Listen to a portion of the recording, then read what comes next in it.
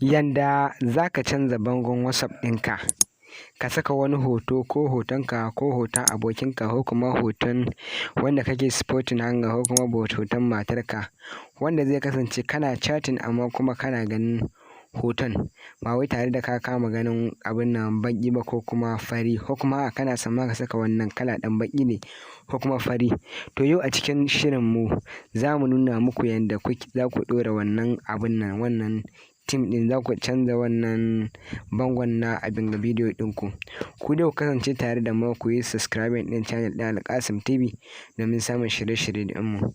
Sannan kuma idan kuka zo kuka bincika nan ƙarƙashin channel ɗin Alkasim TV za ku iya samun abin nan bidiyoyika masu matuƙar amfani waɗanda za ku iya son su. Akwai dangane da WhatsApp, dangane da Facebook, dangane ma da Instagram. Akwai inda ya kamata ku kalla masu matuƙar muhimmanci.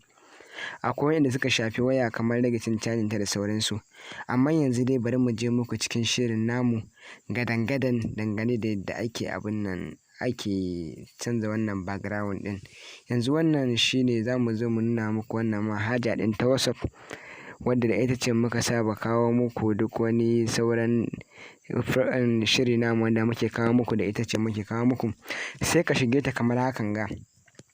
Idan ka shige ta kamar hakan ga ta kawo ma ta buɗe ma WhatsApp hakan ga, za ka ga sauran 'yan uwa da abokan arziki da ka saba hulɗa da su ta abokantaka da kuma danginka da sauransu hakan ga.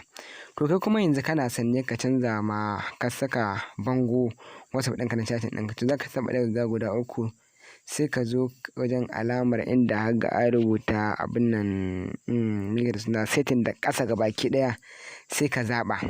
Idan ya shigo ma ya buɗe ma sai ka zo a ƙara duba inda aka rubuta ma chatting, ƙasan inda aka rubuta kenan wato account, sai ka shige shi.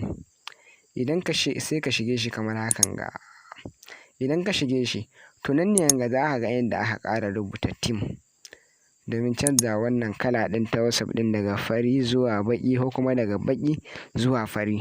To za ka iya hawa domin canzawa. Yanzu ga misali tana fari, bari mu canza muku gani zuwa baƙi yadda za ta koma. Kun ga yadda ta koma, gashi nan yanzu ya dawo baƙi. Kuma yanzu za ka iya mai sa fari idan kana so, is based on duk wanda da yake so za ka iya sakawa.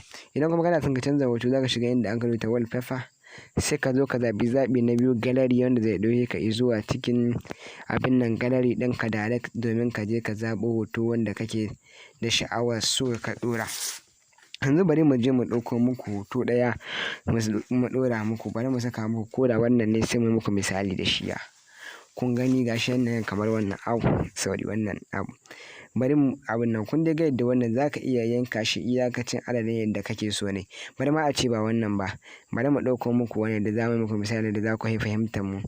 Haka idan ka shigo cikin gallery wato zaɓi na biyu sai ka zo ƙasa duka hoton da kake so kowane iri ne. Idan ma wancan kake so wanda mu muka fara sakawa, idan hoton budurwarka kowane ne, ni bari mu zo mu ɗauko muku wannan sai mu ɗora muku saboda mu muna son mu muku misali ne. Haka idan ya zo kai a ƙasan wayarka za ka ga yanda aka rubuta abin nan done, sai ka taɓa alamar inda aka rubuta done ga wajen nan za ka gani ko, to sai ka tsayar da shi.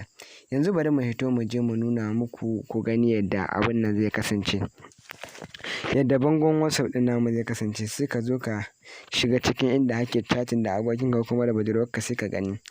Haka yanzu gashi nan za ka ga hoton gashi nan ya bayyana hakan ga, za ka gani gashi nan bayan rubutu. Haka ya kasance kenan kamar shine background ɗin rubutun da kake yi gashi nan. Za ka iya kana rubutu kuma kana kallon fuskar budurwarka ko kuma matarka ko kuma kowace ce ko ma dai abokinka zan ce ma. To 'yan uwa wannan shine dangane da yadda ake canza bangon WhatsApp. Da fatan kun fahimta kuma kowa zai iya yi da kansa.